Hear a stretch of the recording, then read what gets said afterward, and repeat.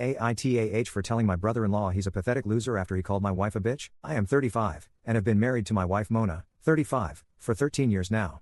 We have been together since we were 15, and she's the absolute love of my life. I'm a lawyer, and she was a nurse. She used to work full-time and supported us mostly on her own while I worked part-time through law school. I paid for it myself, and eventually I passed the bar exam, and I've worked hard and have won a couple of big cases, and I now make more money than I ever dreamed of. I work at my friend's dad's law firm, which is one of the most successful and well-known firms in our country. I make so much now that I'm able to support our household alone, so I had her retire and become a stay-at-home mother when we had our first son 7 years ago. She loved it, and now we have 3 kids, a 7-year-old boy, and 2 daughters, 5 and 3. Now she's pregnant again with yet another daughter.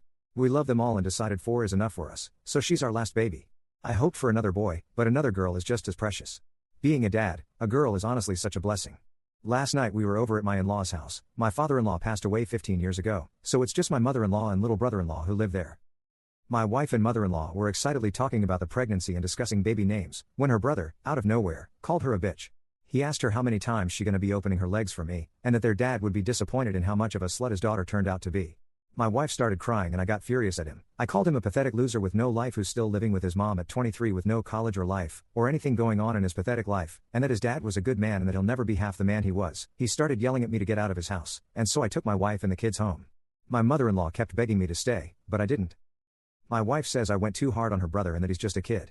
I told her that at his age, we were already a fully independent married couple. While he has no life or future and is still living at home with his mom, he has never been to college, even though my wife and I have been begging him to go for years, and he only has a dead-end part-time job at a gas station. He's a failure.